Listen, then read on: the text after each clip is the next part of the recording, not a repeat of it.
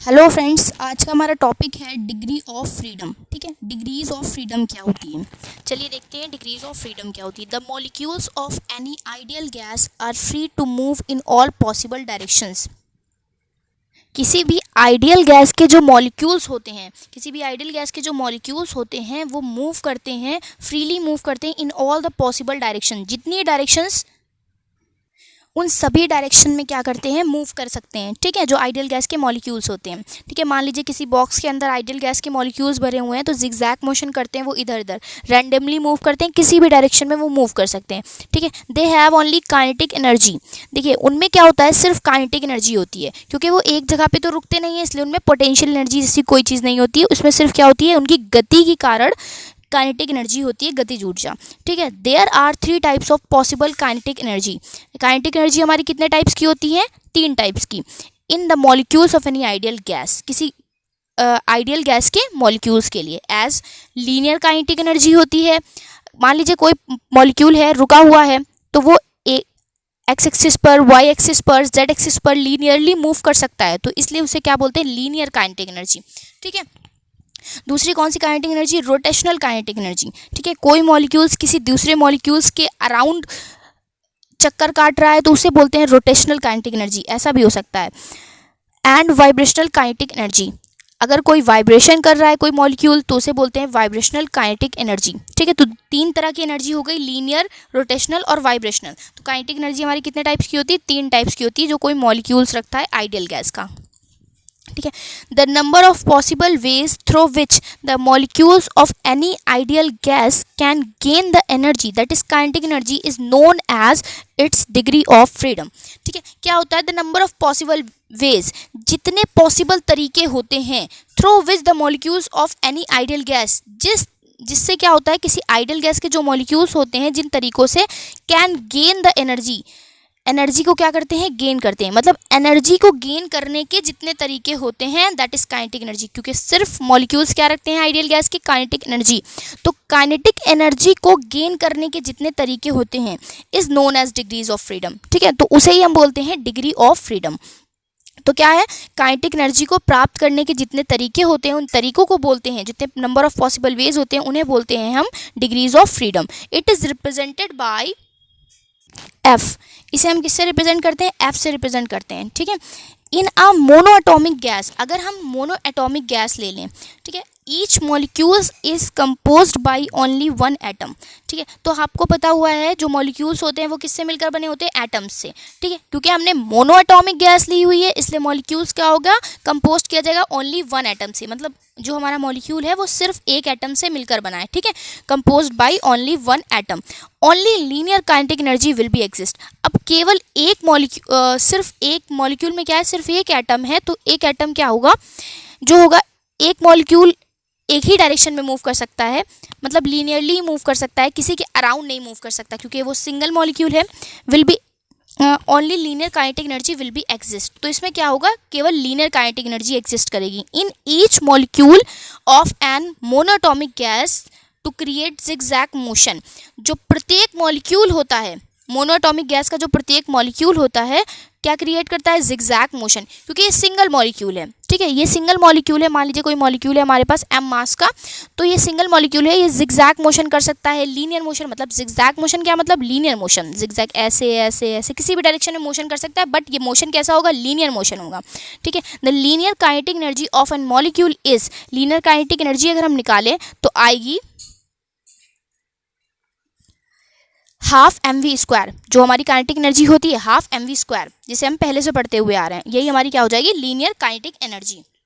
ठीक है, देखिए जो मॉलिक्यूल है हमारा, एक ही मॉलिक्यूल है हमारा केवल, तो वो लीनियर मोशन करेगा। लेकिन ये लीनियर मोशन 3 तरीके से कर सकता है। कैसे, एक्स डायरेक्शन में मोशन कर सकता है, वाई डायरेक्शन में, मान लीजिए देखिए मैंने डायगोनली शो किया हुआ है, तो ये एक्स डायरेक्शन में भी मोशन कर सकता है, वाई डायरेक्शन में भी और जेड डायरेक्शन में भी। तो 3 डायरेक्शन में मोशन कर सकता है, और कैसा मोशन होगा इसका, लीनियर मोशन होगा। ठीक है, इसलिए इसके पास लीनियर काइनेटिक एनर्जी 3 तरीकों से गेन की जा सकती है। एक तो एक्स डायरेक्शन में जाके, एक वाई डायरेक्शन में जाके, और एक जेड डायरेक्शन में जाके। ठीक है, तो ये इसीलिए मैंने लिखा हुआ है, काइनेटिक एनर्जी की वेलोसिटी लिखी है vxi vy प्लस vz ठीक है, तो kinetic energy, linear kinetic energy हमारी कितनी हो गई, हाफ mv² हो गई। v की जगह पे हम vx का स्क्वायर, vy का स्क्वायर, vz का स्क्वायर, क्योंकि जो हमारी वेलोसिटी है वो हमें x, y और z तीनों डायरेक्शन से क्या होगी, हम तीनों डायरेक्शन से प्राप्त कर सकते हैं अपनी वेलोसिटी को। ठीक है, तो ये हमारी हो गई काइनेटिक एनर्जी इस फॉर्म में। तो अगर हम अलग अलग काइनेटिक एनर्जी लिखें तो x डायरेक्शन में जो वेलोसिटी होगी उसकी वजह से kx kinetic energy, y direction के लिए ky काइनेटिक एनर्जी और z डायरेक्शन के लिए kz काइनेटिक एनर्जी। तो तीन तरीके हुए, एक तो x लीनियर काइनेटिक एनर्जी को गेन करने के कितने तरीके हुए, एक x डायरेक्शन में, एक y डायरेक्शन में और एक z डायरेक्शन में। So in linear motion there are 3 possible ways to gain the energy. तो लीनियर मोशन में क्या होगा, तीन तरह से हम क्या करेंगे, एनर्जी को गेन कर सकते हैं as along x, y and z axis. ठीक है, x, y और z एक्सिस से हम क्या कर सकते हैं, एनर्जी गेन कर सकते हैं, linear kinetic energy. So the degrees of freedom of the molecule of A monotonic gas is, monoatomic gas is. तो मोनोएटॉमिक गैस के लिए जो हमारा डिग्री ऑफ फ्रीडम होगा वो कितना हो जाएगा, 3, क्योंकि डिग्री ऑफ फ्रीडम किसे बोलते हैं, जितने पॉसिबल वेज होते हैं एनर्जी को गेन करने के। तो यहाँ पे हमारी केवल लीनियर काइनेटिक एनर्जी है, तो इसे गेन करने के 3 तरीके हैं, तो इसे ही हमने क्या बोला, degrees of freedom for monoatomic gas. ठीक है, चलिए in case of diatomic molecules क्या होता है, डाई एटॉमिक, अगर हम मॉलिक्यूल्स कैसे हमारे डाई एटॉमिक हो तो क्या होगा, देखिए each molecules of an ideal gas have 2 atoms having linear and rotational motion। क्या होगा, देखिए डाई एटॉमिक मॉलिक्यूल्स में क्या होता है, एक मॉलिक्यूल्स में 2 एटम्स होते हैं। ठीक है, अगर 2 एटम्स हैं, देखिए have 2 atoms having linear and rotational motion. तो अगर ये 2 एटम्स हैं तो 2 एटम्स क्या करेंगे, लीनियर और रोटेशनल 2 तरह के मोशन करेंगे। देखिए किस तरह से, अगर सिंगल मॉलिक्यूल होता तो वो तो जिगजैग मोशन, 2 मॉलिक्यूल्स हैं तो वो दोनों भी आपस में मिलकर भी जिगजैग मोशन कर सकते हैं या किसी एक्स डायरेक्शन में, वाई डायरेक्शन में मूव कर सकते हैं, इसलिए उनमें क्या होगा, लीनियर मोशन तो होगा ही होगा। लेकिन रोटेशनल मोशन कैसे होगा, एक मॉलिक्यूल है उसके चारों ओर दूसरा मॉलिक्यूल भी राउंड लगा सकता है, या तो दूसरा मॉलिक्यूल है उसके चारों ओर पहला मॉलिक्यूल राउंड लगा सकता है, एटम राउंड लगा सकता है। तो इस तरह से क्या हो जाएगा, उसके अंदर रोटेशनल मोशन भी होगा। तो each diatomic molecule is capable of rotating about a perpendicular axis. तो जो हमारा मॉलिक्यूल होता है डाई एटॉमिक मॉलिक्यूल, वो क्या करता है कि रोटेट कर सकता है परपेंडिकुलर एक्सिस के अबाउट, किसी भी परपेंडिकुलर एक्सिस के अबाउट रोटेट कर सकता है। तो इसीलिए उसमें क्या होता है, रोटेशनल मोशन भी होता है, रोटेशनल मोशन होता है। ठीक है, अब अगर वो किसी भी परपेंडिकुलर एक्सिस के चारों ओर मूव कर सकता है तो क्लॉकवाइज भी मूव कर सकता है, या तो वो क्लॉकवाइज मूव कर रहा होगा या तो वो एंटी क्लॉकवाइज। तो क्लॉकवाइज और एंटी क्लॉकवाइज 2 तरीके हो गए रोटेशनल मोशन को गेन करने के। देखिए किस तरह से, passing through its centre of mass. ठीक है, rotating about a perpendicular axis and passing through its centre of mass. Centre of mass से, किसी भी मॉलिक्यूल के सेंटर ऑफ मास से होकर जाने वाली जो परपेंडिकुलर एक्सिस होती है उसके अबाउट रोटेट कर सकता है।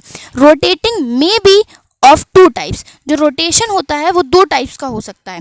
ठीक है, आइदर क्लॉकवाइज और एंटी क्लॉकवाइज। मैंने आपको बताया 2 तरह के रोटेशन हो सकते हैं, क्लॉकवाइज भी रोटेट कर सकता है और एंटी क्लॉकवाइज भी।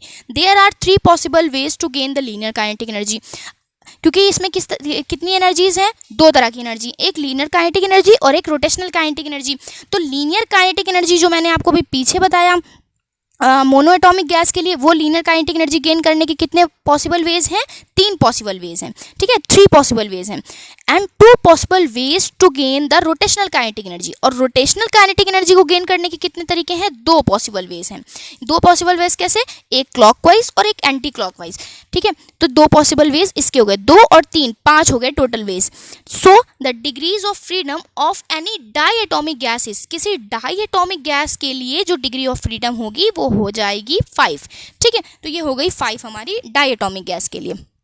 ठीक है, देख लीजिए 3 possible ways to gain the linear kinetic energy. Linear kinetic energy को अगर हमें गेन करना है तो 3 पॉसिबल वेज हैं and 2 possible ways to gain its rotational kinetic energy. और अगर हमें रोटेशनल काइनेटिक एनर्जी गेन करनी है तो एक क्लॉकवाइज और एक एंटी क्लॉकवाइज, 2 पॉसिबल वेज हो जाएंगे हमारे गेन करने के रोटेशनल काइनेटिक एनर्जी को। ठीक है, तो 2 रोटेशनल काइनेटिक एनर्जी को गेन करने के तरीके हैं और लीनियर काइनेटिक एनर्जी को गेन करने के 3 तरीके हैं, तो 5 हो गया।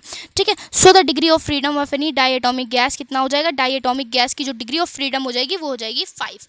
ठीक है, अगर हम देखें इन case of poly atomic gas, अगर हम पॉली एटॉमिक गैस को देखें, each molecules have more than 2 atoms. अब पॉली एटॉमिक गैस में क्या होता है, प्रत्येक जो मॉलिक्यूल होता है वो मोर देन 2 एटम्स क्या करता है, 2 या 2 से अधिक मॉलिक्यूल्स एटम्स को रखता है। ठीक है, जो मॉलिक्यूल होता है वो 2 या 2 से अधिक एटम्स को रखता है।